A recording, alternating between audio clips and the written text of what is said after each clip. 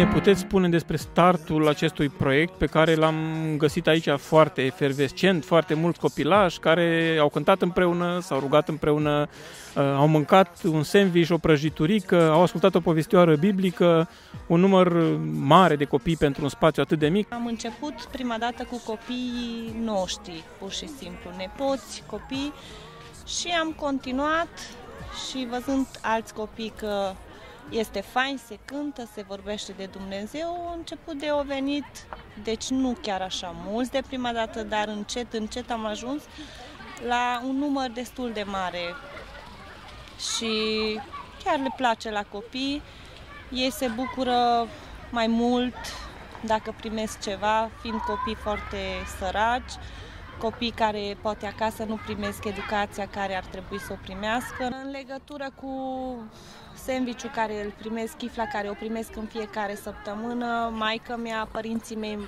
maică-mea, taică-mea și chiar și bunica. Și Cristina ne ajută și soțul, deci toți suntem implicați în ceea ce se întâmplă toată familia și mai avem și în afară de familie câteodată alți prieteni care cu drag vor să ne ajute. Chiar știam că e o comună chiar numai pe E60, erau casele frumoase, nu știam că există și zona asta de țigănie, unde de fapt programul se încadrau familiile mai cu seamă de aici, cu probleme de la 4-5 copii în sus.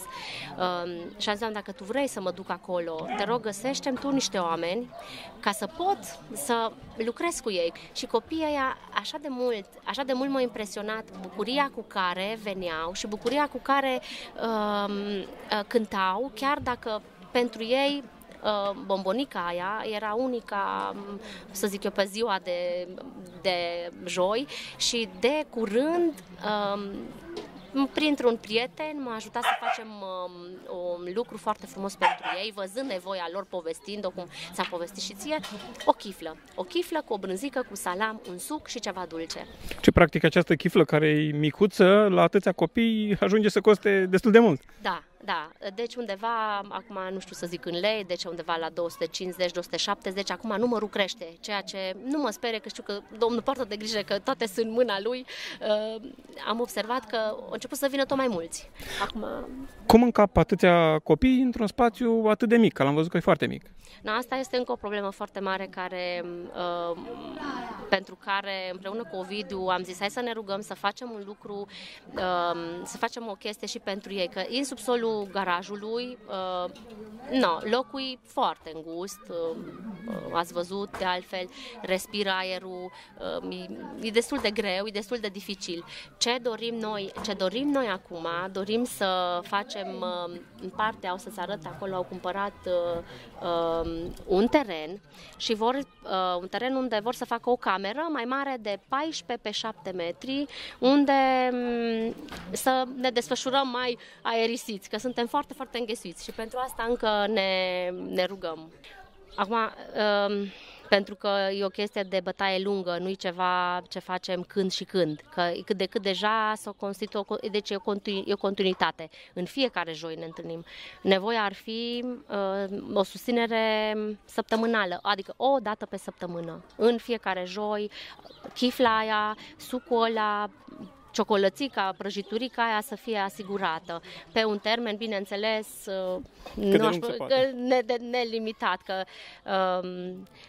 știți cum, copiii de multe ori vin de la școală, vin flămânzi și sunt sigură că pentru mulți dintre ei e chiar singura lor mâncare pe ziua respectivă. Da, înseamnă că un grup de oameni sau cineva cu o inimă mare, cu 250 de lei cu aproximație în momentul ăsta, ar putea să le facă o bucurie, măcar o dată pe săptămână, la o grupă de copii. În afară de cântat, ce mai faceți aici? Colorăm, mai ne jucăm.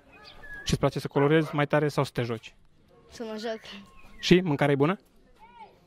Da. Îmi place să cânt și să mă rog. Și de când vii aici? De 3-4 ani. 3-4 ani? Ce vreți mai exact să faceți aici? Ce ați pornit? Văd ceva împrejmuit aici. Ne poți spune ceva despre asta? Da. Deci noi am cumpărat un loc. Vrem să facem aici o fel de clădire mai mare un pic, să fie mai încăpătoare, că sunt prea mulți copii, nu avem spațiu suficient pentru toții și vrem să facem aici o clădire din resurse ce am avut ceva bani puși deoparte, am luat locul, am făcut ce am putut și acum ne oprim, că nu avem cum. Vrem să facem, dacă poate să ne ajute cineva, Dumnezeu știe. Multă lume știe că trebuie mult material, trebuie ciment, trebuie balastru, trebuie cărămidă, trebuie bolțar de beton, fier beton, trebuie lemnărie când ajungem la acoperiș, după aceea tabla și așa mai departe, ce mai trebuie înăuntru. Deci, practic, cine ar vrea poate să vă ajute la oricare din etapele astea, fundație, ziduri, acoperiș, finisaje, la oricare din ele. Deci de orice ce s-ar oferi să ni se oferă, ar fi foarte bine. O mână de ajutor ar fi foarte, foarte bine, ar prinde bine, să putem face cât mai repede, pentru că nu avem spațiu destul și acum, cum e timpul bun, noi vrem să facem cât mai repede, dar ne trebuie un sprijin. Orice material e bun venit.